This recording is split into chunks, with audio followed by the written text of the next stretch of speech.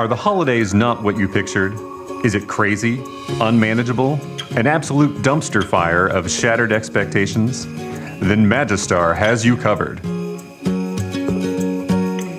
Magistar is a gluten-free, dairy-free, vegan-friendly, gelatinous miracle! Christmas comes with so many expectations. Wouldn't it be great if they were instantly fixed?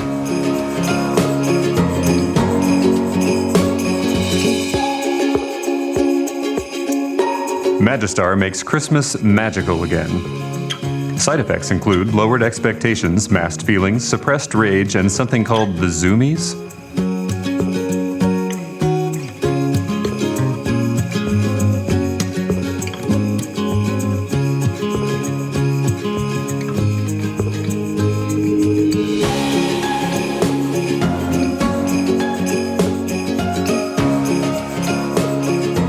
Magistar.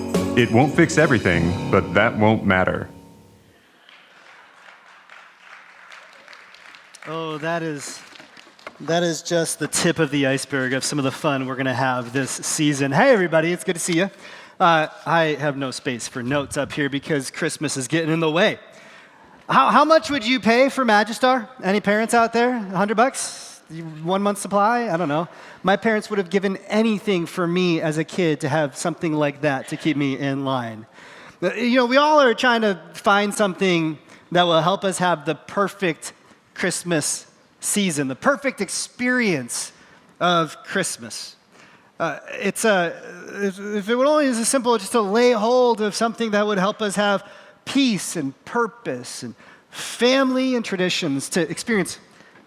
Here's how it was for me growing up. Harmony and hygge. Does anybody know what hygge is? A couple of you Scandinavian, probably Norwegians, you know what hygge is. For the rest of you uninitiated, uninformed, never really celebrated Christmas until you know about hygge people, it's this idea, it's a Scandinavian idea of comfort. It's a sweater by the fire.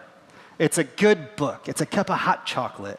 It's about conviviality, about being together and experiencing life. It's about that warm feeling that Christmas provides. Christmas for my family, we pursued this type of good feelings, that making the most of the holidays together by a lot of our traditions. We had many of the traditions that maybe you have. You'd go ice skating and drink hot chocolate. You would decorate a Christmas tree. You might smoke some brisket in honor of Jesus' birth. Am I right? You would go drive around and look at the Christmas displays in the neighborhood. But for my family growing up, one of the ways that we tried to experience this like peace on earth, goodwill towards men, sort of sense of comfort at Christmas time, it wasn't really Christmas until one of these made an appearance. How many of you grew up in a household where you got one of these? How many of you have one of these? That's great. I'm going to destroy this in a moment, so I'm sorry that you have one. I love you. I want to see all the pictures of yours. You can put them on Instagram later. But growing up as a kid, we wasn't Christmas until we had one of these out. This is a nativity scene. I found out this week as I was studying nativity scenes, this is the 800th anniversary of the nativity scene. It started in 1223. Isn't that crazy? 800 years. People have been doing this, making little models and replicas of the night that Jesus was born. And of course, we've got, some elements that are the same across all nativity scenes. They're very simple. They're very basic. You've got this guy. What is this guy? I'll give you a hint. He's got a sheep in his hands. Shepherd. Don't be shy. You guys got it. That's right. We got this person. Who's this? Mother Mary. Who's this? Baby Jesus. 6-pound, 8-ounce baby Jesus. Looks like a shepherd, but that's Joseph, everybody. We all good with that being Joseph? Yep. And then what's wrong with this guy? He's missing his buddies. They're supposed to be a wise man. How many wise men? 3 is the traditional answer. The real answer is nobody knows. But we have 3 because they had gifts. They had 3 gifts. We think that this is, three wise men. What is this scene missing? Maybe angels, maybe snow, I don't know. A donkey, an oxen. How about this? A star. How are we feeling about this nativity scene? We good? We cover all the bases? We got the story in one set. And this is designed for us in one picture to tell us this is what happened the night that Jesus was born. The problem with this is that as I was growing up, setting up all of these ancient characters in this ancient scene, nothing that I saw in my neighborhood, nothing that I experienced at my church, none of it had anything to do with shepherds or wise men or kids who were born outside of a hospital. Everything about this felt so irrelevant to my everyday life, and I wondered if this is what Christmas is, I've really been doing it wrong this whole time. And there's a couple problems here. Pardon me, Christmas time is when I, as a pastor, like to get all of my, anxieties out and covered. I like to shoot all of the bad information that we have. Can we all agree that this is factually wrong? This is not actually how it happened. For one thing, we imagine that this is how it went down. Our minds are covered in this moment of silence and stillness and wonder and awe. But not everybody's represented in this. Actually, 8 days after this happened, there was a man named Simeon and a woman named Anna who had a very important part in the blessing of this child. They're nowhere to be found. Have you ever put your Anna and your Simeon characters in your nativity scene? No. 8 days afterwards, they missed the cut somehow, weren't a part of the scene. But most egregiously, these guys came 18 months after Jesus was born. They never laid eyes on little baby Jesus. They had eyes on toddler Jesus. And I just think it's really important for you to have a Merry Christmas by knowing that this year, okay? So much angst about this. I'm going to remove just this so I can talk to you this morning. I think for all of its faults and maybe its historic inaccuracies, the beauty of the nativity scene is that it does one thing incredibly well for us. It highlights for us what it is to actually come to Christmas in a way that provides more than good feelings, more than festivities. It shows us that this entire scene is centered around one main character, the baby who was born king of the world. I think that if we were to trace, over the next couple of weeks, we're going to do this, we're going to trace the backstory of some of these characters. We're going to learn that while this situation may be culturally distant from your and I's world, the situations that each one of these characters found themselves in leading up to this apparent moment is actually way more relatable to our everyday lives. It has more to do with our approaching Christmas this year too. And if you and I want to find a Christmas season and actually a life that is filled with purpose and wonder and awe, it doesn't come from how we celebrate. It comes from who we celebrate. It comes not from our feelings, but it comes from our worship. And today I want to take these guys, these misfits in the nativity scene. I want to tell you the story of what Matthew calls the Magi. They're one C short of a magic trick, these guys. That was a great joke, but nobody got it. That's fine. It's fine. The first story is the Magi, wise men from the east. In the nativity scene, these are the ones who come with camels and they're bringing gifts. We know them for the gifts, but I want you just to put that out of your mind for a moment because I think their story is an epic tale of how God reaches down to those who are searching for him and helps their faith become sight. These guys represent for us what is possible in our lives when we seek after the King. I think one of the reasons that we've included these guys at the Nativity is because in Matthew's telling of the birth of Jesus, there is no lengthy description of the night that Jesus was born. In fact, Matthew chapter 1 ends with this verse that she gave birth to a son and he gave him the name Jesus. If you've ever had friends who have had a child and you go over and you ask them, how was the delivery? The way that a woman tells the story of a delivery is very different than the way that a man tells the story of a delivery. I would like to submit that maybe Matthew is Joseph's version and Luke is Mary's version. Because in Luke, we get all these details about there being no accommodations and it being late after a long journey and it being absolutely awful. In Matthew, we literally have this as the birth of Jesus. I gave him the name Jesus. Period. Matthew chapter 2, verse 1, moves on. We're dropped into a totally different setting. Listen to how Matthew shares the story. You know this. I'm not going to put it on a screen. I just want to tell you the story today. It says this: after Jesus was born in Bethlehem of Judea, during the time of King Herod, Magi from the east came to Jerusalem and asked, "Where is the one who has been born King of the Jews? For we saw his star when it rose, and we have come to worship him." Matthew doesn't leave us in the manger scene, all of us together. In fact, he doesn't have shepherds. He doesn't have a stable. He doesn't have Mary pondering everything in her heart. He just jumps right to a new location. 5 miles to the north of Bethlehem was the capital city of Jerusalem.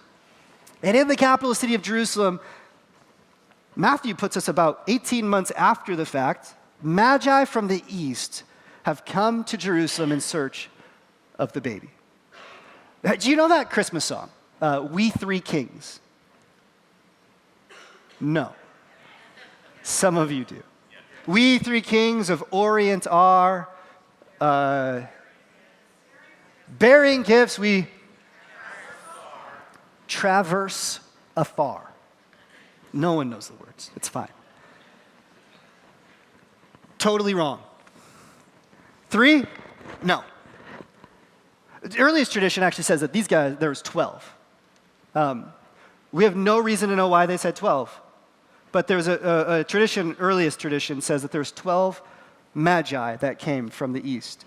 Later, about 600 years after that tradition was started, in about the 1800s, the church decided that we wanted to be a little bit more specific about who these people were. We were so curious that we actually whittled down the 12 and just went to 3 because of the 3 gifts.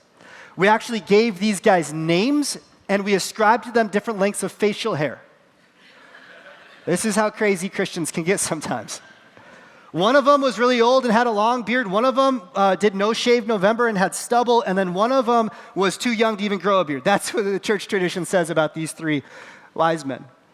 But actually, if we look at the historic context for who the Magi were, we know a little bit something about them. The Magi were actually a ruling class of priests in the empire of Persia. They had a connection in the Bible with like the minor prophets, especially Daniel. If you know the story of Daniel in the captivity in Babylonian exile, it would have been those people that Daniel would have shared about God's promises to Israel to. The Magi came from that lineage, and they served the king of Persia. They were the PhD types of the Persian Empire. They were religious holy men who had influence with the king. They were sort of a think tank, as it were. And they were hired by the king to do astrology, to look up at the stars and to understand the intricacies of the heavens, and then to make sense of the times. And this is really important, and it's actually not all even that interesting, because everybody back in this day was an astrologer. Everybody back in this time was someone who looked at the stars and knew the patterns of the heavens. But every once in a while, if you've ever looked at the stars, you've ever seen a shooting star, a new star appears, there's this inbreaking of what is the regular, unvarying rhythms of the stars as it moves through the seasons, where something new would happen. The whole world would freak out. And the king would call a certain group of people whose job it was to interpret the stars and to make sense of the new phenomenon. The Magi were paid to be able to explain what God was doing. I don't know if you've ever thought about this. Christmas is an interesting time to think about this. But you and I are a relatively new breed of human. It's only the past 170 years, perhaps, that people like you and me have lost our sense of wonder at the heavens. Back then, the stars were used for everything. The stars would be primarily at nighttime a guiding light by which that navigation would take place. Today, we have Garmin that sends stars up into the sky to navigate us on our phones. But back then, everybody knew how to use the stars to get from place to place because the stars were reliable, the stars were predictable. People memorized the patterns of the nighttime sky. Back then, the dramatic episodes of culture played out in the stars. If you've ever read Greek, the Greek pantheon of gods and some of Greek mysticism, it all revolves around the stars and the meaning of the stars and the constellations. And the constellations represented gods who were often warring with one another or attracted to one another. You and I today have streaming devices that play out all of our cultural dramas. If we were living with a first century attitude today, you and I would be getting all of our dramatic news from the stars. We would say, hey, look, there's Travis Kelce and there's Taylor, and look, they're shooting towards each other. That's how it would go for us. You get what I'm saying? The stars, they were navigational tools. They were the drama of the day, but they were also the way in which you would know what God was up to.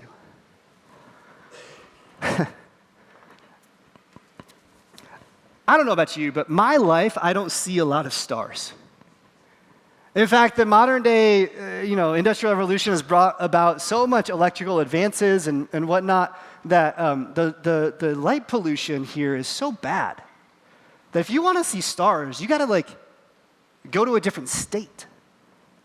Just a couple weeks ago, my family went to Arkansas. We went to the Buffalo National River. We found out while we were down there that it's one of the top 5 places in the country to see stars. We didn't know this until we were actually there setting up our camp under the starlight. And my kids looked up and they go, holy cow, Dad, look! It's like they had discovered stars for the first, they were the first humans to realize there was this whole world above us. They're like, oh my goodness! And I was like, whoa, and I pulled out my phone, I put it on night mode, and I tried real hard to take a picture of the stars. That's how for living in a state where the motto is ad astra, which means to the stars, we don't really see stars that much, do we? Stars are not a part of our rhythms of life, but not for these guys, not for everyone living in this time. The ancient world was so in tune with the patterns of the nighttime skies that everyone noticed when there was an interruption. It was common belief back then that because the skies were so predictable in their seasons and so able to be calculated, it was believed that a person's fate was settled based upon which star they were born underneath. So every so often a star would burst forth onto the scene and people would say, oh, that star is a really new star or a special star. That must be a divine star. That must be a special thing that God is doing. That there was this inbreaking into the regular rhythms of life. The most logical interpretation was that God was breaking his own order and announcing something special. And this was a magi's job to notice the skies.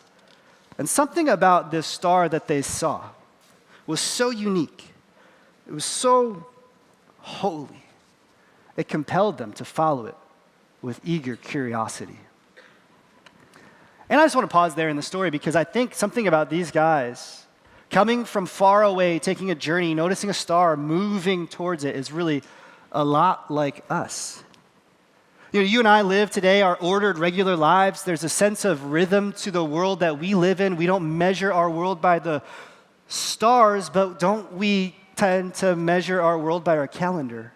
Which season we find ourselves in. This today, for many of us, is the first thing that we've thought about for Christmas in the season, but it's appropriate because every year we have this Advent season where the 4 weeks leading up to Christmas, we talk about the birth of Jesus. And so this is for you just another repetition around the great calendar of our lives.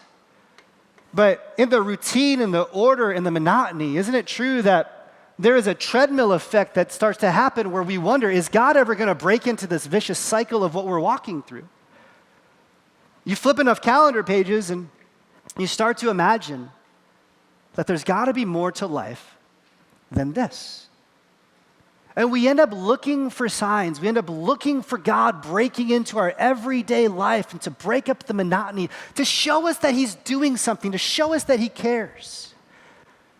I actually think if you're someone who is seeking God, you're more like a magi than maybe you ever thought possible.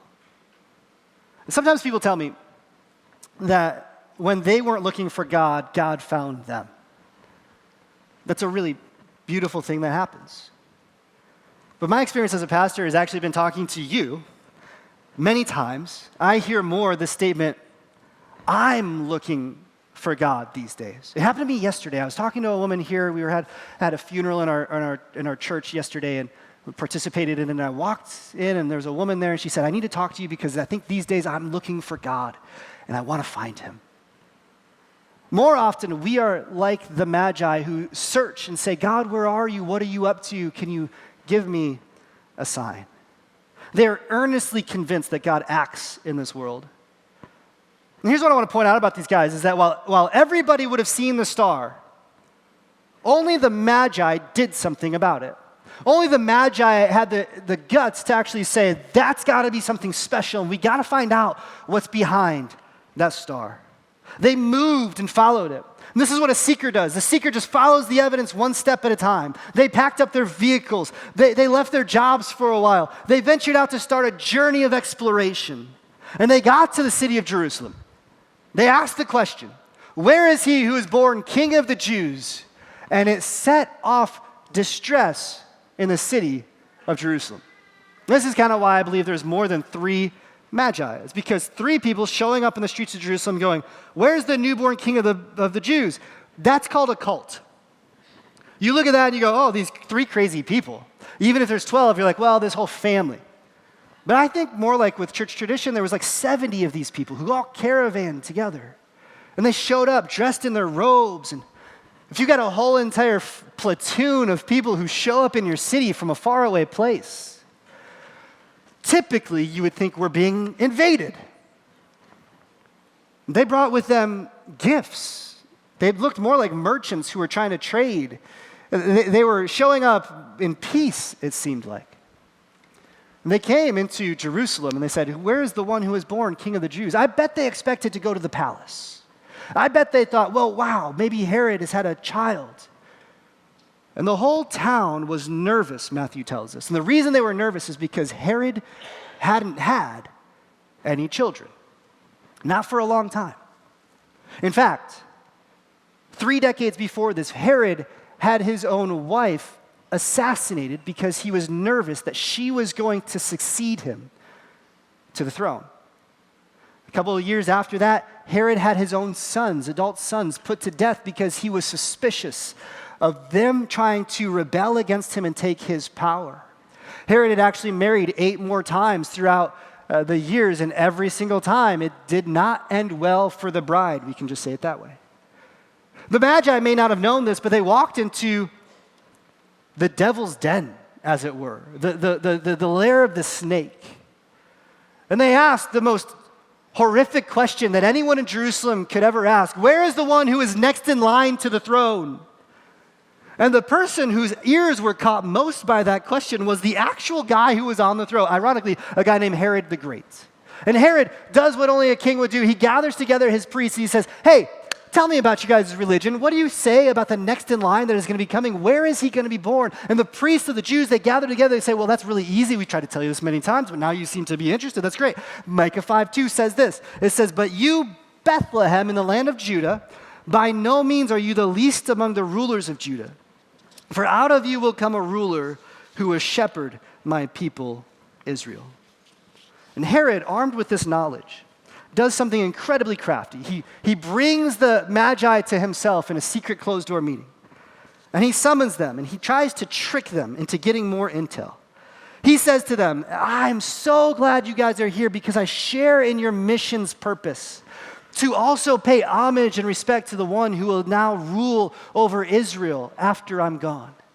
And I think, the Jewish scriptures say that Bethlehem is the place where this next in line ruler is going to be born. So I think you ought to start your search there, 5 miles down the road. You can go, it's just a day's journey. And if you don't mind, you could just save me a little bit of time. Once you find the child, would you send word back so that I too may honor him? And the Magi, armed with the word of God, they take steps. Bethlehem was 5 miles south of Jerusalem. It still is 5 miles south of Jerusalem. And so you would go down the hill that Jerusalem is upon, go down into a plain area, and then it's a steep ascent. It's 3,500 feet up And Bethlehem kind of sits nestled at the top of like a saddle type situation in the mountains. The Magi could have easily made this trip in a few hours. Once they started off, the star appeared in the sky once more and guided them to a certain home, and there it came to rest. And as the Magi came to the house, Matthew tells us that they were overjoyed. When they saw the star, they were overjoyed, verse 10 tells us. Now, I think this is incredible. They followed the star, and they followed him on this journey. They got this intel from Herod, of all people, about what God had said from Micah the prophet, and it led them right to this home where the star came to rest right above the house, and they were overjoyed. It reminds me of that scene in the Goonies right before the kids are about to get One-Eyed Willie's treasure. You know what I mean? Like, they were just like, it's real, we can't believe it's real. They were just overjoyed. Their wonder about what the star meant had led them on a quest that birthed inside of them joy. They knocked on the door, and inside the home, they saw, Matthew tells us, first he lists the child, then he lists the mother. On coming to the house, they saw the child with his mother, Mary. Inside the home, in the presence of the one they suspected was real, they bowed their knees and worshiped him. And in doing so, in bowing their knees, they paid homage to the King of the world. Their wonder at the star gave way to joy in their hearts, and their joy made space in their lives for worship. Worship simply just means honoring. They worshiped the newborn king with gifts, gold, frankincense, myrrh. Now I just want to pause and say, these are curious gifts for a toddler. I don't know if any of your kids this year, you ask them, what do you want for Christmas? If any of them are going to list gold, frankincense, and myrrh. If you do have kids that ask for gold, frankincense, and myrrh, you might want to read them more than just the Bible. Okay, I love that your kids are growing up in the faith, but help them have a wider, have them ask for a PlayStation. You know what I mean? When my daughter was a toddler, she was given curious gifts from doting grandparents. My mom was so thrilled to have a grandchild that she bought her the most impractical gifts ever. I think there's a Swarovski crystal piano that my mom gave our daughter. She was 8 months old. And we were like, yeah, we're going to hold on to that till she's older. And someone gave our kids money, and I was like, yeah. They don't hold the money, they're going to eat that. We'll hold on to it. I remember when I was 2 years old, a crazy, kooky old guy in my church actually gave me a pocket knife once for Christmas. And my dad was like, whoa, sport. And not yet. There are some gifts that are just really impractical for babies. And I don't care what happened to the gifts. I'm sure that they blessed Mary and Joseph along the journey that was to happen to them. But it's the spirit of these gifts that we focus in on. The gold, it represents the royalty of this baby. This is a gift that you give to a king. Frankincense, this was a special spice that was offered to God by the priests. It was a sign that this baby was divine. And myrrh was a very desirable spice from the east. Some historians suggest that myrrh was more costly than gold because of all the processing and the shipping that it required. And I'll share more about what the myrrh represents in a moment. But what we can see is that the Magi worshiped Jesus with the finest gifts. Some other day, I'm going to do a message called The Economics of Incarnation, what it means that the King has come and the gifts that we offer. But that's a topic for another day. I'm sure for these Magi, as they presented the most precious of what they owned, the King that they were worshiping, they believed that God was up to something, and the something was for them. The Magi fully worshiped. And this is why even though they're a year or two after the scene, we actually include them with everybody else. It's because their contribution to the story of the Star of Christmas shows us something incredible for all of us to take hold, which is good news for you and for me. Us who don't live in Bethlehem, us who don't come from primarily Jewish descent. The fact that strangers from a foreign land were given a sign by God at the birth of his son, and they traveled and they sought him and they knocked on the door and they found him. It suggests to us that this child who is born King of the Jews is actually King of the world, and anyone who has a heart to seek him can find him. This is what these guys show us today. This is what he shows us who seek God today, is that it's possible for those who are seeking the King to find him. In fact, these are the words that the baby would grow up and say in the coming years. He would say, you'll seek me and find me when you seek me with all of your heart. He would say, come and see, come follow me. The nations showed up to worship the baby before the baby had done anything significant to be worthy. Despite coming from a different country, the hope of humanity rests where the world is welcomed, which is at the feet of King Jesus. The Magi's journey proved that God was up to way more than just installing a king of the Jews, that they weren't just sent to bring gifts from Persia to this Jewish king as some sort of peace treaty. In fact, coming from Persia and not giving gifts to Herod would have cost them politically more than giving their gifts to this baby. That's another day. That's called the politics of incarnation. They actually saw the blessing that God was blessing them, showing them that he so loved the world that whoever believe should not perish, but have everlasting life. God so loved the world, he gave his only son. They sought, they asked, they knocked, they found, and their faith became sight. Here's where I want to land this for you and for me today. Have you ever asked God for a sign? Have you ever asked God to prove to you that this is real, that he's out there, that he's working, that he's alive? Statistics tell us that something like 70% of Americans ask God to reveal himself to them in a regular rhythm of their life. 42% of Americans claim that they've had some sort of religious experience that is supernaturally driven in the past 6 months. We are a people who are desperately seeking transcendence, the divine breaking into our lives. If you've ever asked God for a sign, the Magi are your comfort.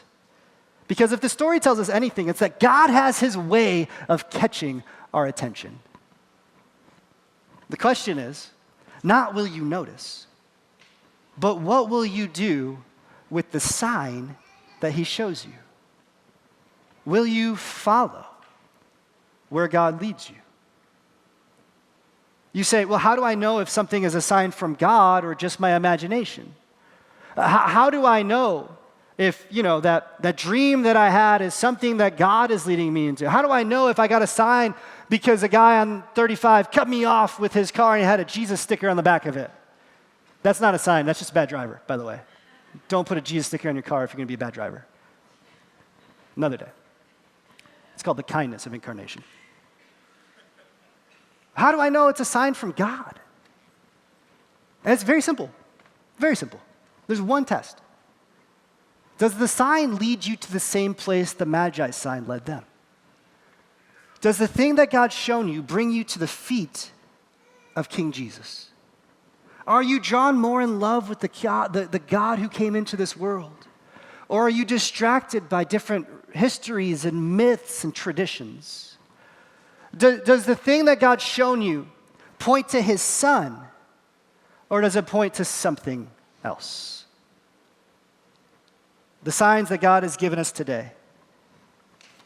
I think you guys know how I feel about this book, and I think I know how you feel about this book. This is a miraculous sign from God that we have the words of God so perfectly preserved for us thousands of years after they were written, which are still contemporary enough to feel like they were written for today.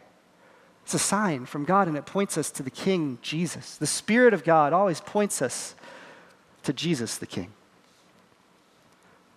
They will always lead us to the same place the Magi arrived, to the feet of God's Son. And in believing in God's Son as the King of your life, we have peace and hope and love. And all the Scandinavians said, and hygge, conviviality, comfort, contentment, peace on earth. I think you're here today because you want to find God.